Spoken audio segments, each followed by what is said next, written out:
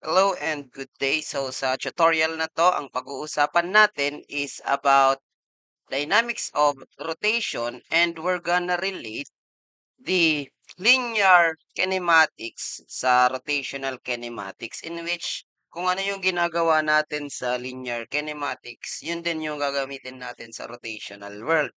Okay, so ang pagkakaiba lang is the symbol na ginagamit natin kasi when sa linear, 'di ba, along a straight line lang yung motion natin. Meanwhile, sa rotation is meron siyang angular displacement o kaya umiikot yung motion natin. Okay? So instead of using S, so 'di ba sa linear world is S ang ginagamit natin. So instead of using S for displacement, we will use theta kasi yan yung ah displacement ng kanyang angular position from angle 1 or position 1 to position 2 tapos nagkaroon siya ng difference in angle. So, that is already discussed sa previous natin. And yung V, so di ba yung V natin dito is for linear velocity and itong omega dito is for angular velocity. So, same din sila, ang pagkakaiba lang is yung symbol na ginagamit natin. And yung acceleration A natin for linear, we will use alpha. So, the rest ng kinematics equation na pinag-aralan natin noon is the same, papalitan lang natin yung mga symbol natin. Except sa time. Kasi yung time t, palaging t na yan. Okay? So, yung lahat ng velocity, palitan ng angular velocity, lahat ng acceleration, palitan ng alpha or angular acceleration. And lahat ng S, di ba S yan, or the displacement, palitan ng theta natin. So, pare-parehas lang yan.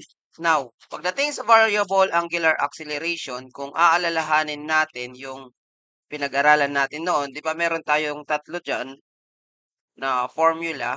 Una is yung angular velocity or doon muna tayo sa linear.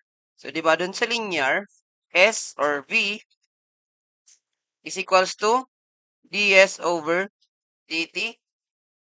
Pangalawa, in terms of acceleration, di ba, change in velocity naman to with respect to time. And yung pangatlo is, i-relate natin itong dalawa, equate natin, and masosolve natin yung ADS is equals to VDV. So, this is for linear. Pagdating sa variable angular motion, okay, so yung V sabi natin papalitan natin ng omega and yung S papalitan natin ng theta. Okay, so yung A papalitan natin ng alpha, yung V papalitan natin ng omega dt, and ito naman is alpha d theta is equals to omega d omega.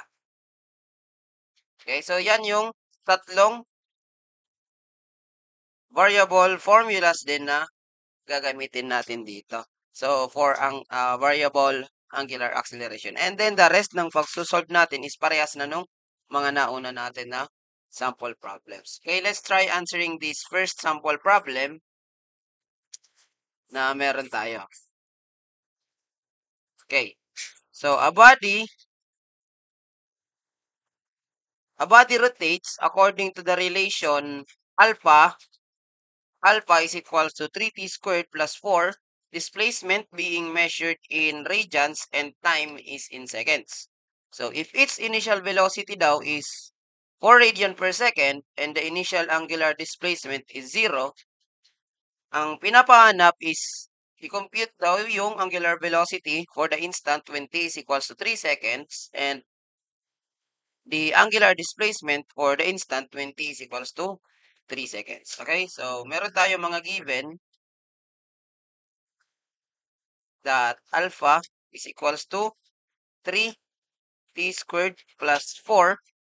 And also, meron tayong initial velocity na 4 radian per second. So, ito daw is, this is being measured since angular acceleration yan, naka-radian per second squared itong nasa una natin. So, ang pinapahanap is the angular velocity final at t is equals to 3 seconds.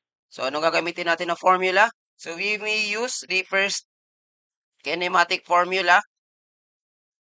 So this is A na angular final is equals to angular initial plus alpha times time. Okay, so makukuha natin yung final na to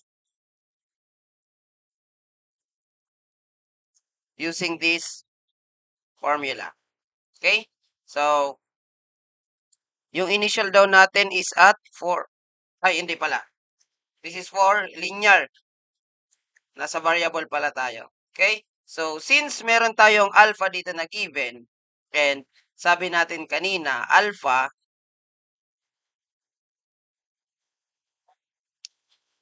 is equals to d omega over dt. Okay? Palitan natin itong alpha. So, palitan natin yung alpha ng 3. D omega over dt is equals to 3t squared plus 4. Okay? Cross-multiply natin yung dt. Makukuha natin yung d omega which is equals to 3t squared plus 4 dt. Okay? So, integrate natin both sides para maalis natin yung ating differential dito. May iwan na lang is omega is equals to integral ng 3t squared is 3t cube over 3 plus integral ng 4t is integral ng 4 is 40 plus c. Ayan. So, kaso meron pa tayong c dito na kailangan natin na hanapin. So, di ba? Meron tayong initial condition that its initial velocity, so we may assume that the t initial natin dito is equal to 0. So, meron tayong initial velocity na 4 radian per second. So, substitute natin yon. So, itong omega is magka-cancel out to. 4 is equals to 0 cube since if our t is 0, our initial velocity is 4 plus 4 times 0 plus c. Yan. So, magka-cancel out, magzi-0 yan. May iwan na lang is 4 is equals to c. Then, we may substitute it sa original equation natin. So, therefore, ang relation now between omega and any time t is equals to omega is equals to t cube plus 40 plus 4. So, ito na yung relation ng nagagamitin natin para dito. Ito na yung relation between the time and the angular velocity. Now, ang pinapahanap is angular velocity at t is equals to 3 seconds. So, palitan natin. So, angular velocity is equals to 3 cube plus 4 times 3 plus 4. Makukuha natin yung angular velocity natin using calculator. 3 cube plus 4 times 3 plus 4. That is 43 radian per second. So, 43 rad per second. Nakuha natin yung sagot natin na 43 rad per second. So, yan yung sa A. Now, for B, ang pinapakompute naman is the angular displacement. So, since alam natin that omega, okay, for B na to, is equals to d theta over dt. So, parehas, d theta is equals to omega dt. And gamitin na natin itong naunang na-solve natin para dito sa omega. Substitute it sa omega. D theta is equals to t cube plus 40 plus 4 dt. And then integrate natin both sides. Theta is equals to e to the 4 over 4 plus 4 t squared over 2 plus 40 plus c. Okay? So, simplify natin. Ito magiging 2. So, therefore, makukuha natin yung theta which is equal to 1/4 t to the 4th plus 2 t squared plus 40 plus C.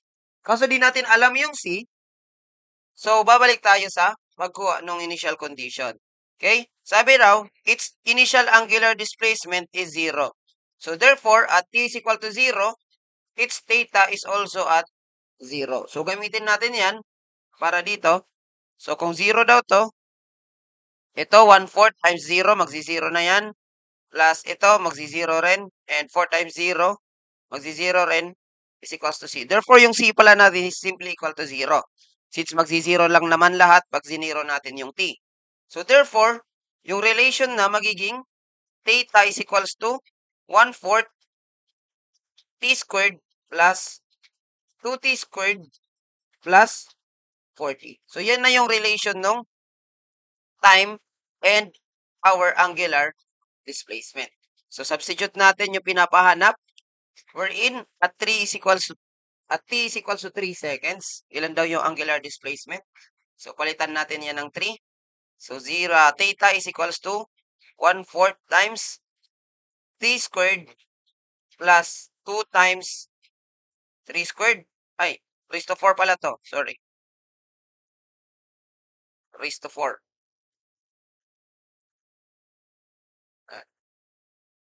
Plus 4 times 3. Okay? So, mayayari magiging theta. Gamit tayo calculator. So, 1/4 times 3 raised to 4 plus 2 times 3 squared plus 4 times 3. Makukuha natin yung sagot natin at 50.25 radian per second. So, makukuha natin, radian na lang. Hindi siya naka per second since theta yan or the angular displacement. So, 50.25 radian. So, tama yung nakuha natin na final answer. So, kung papansinin nyo, madali lang to. And this is almost similar dun sa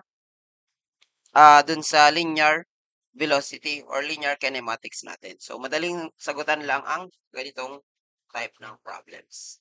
So, thank you and have a good day.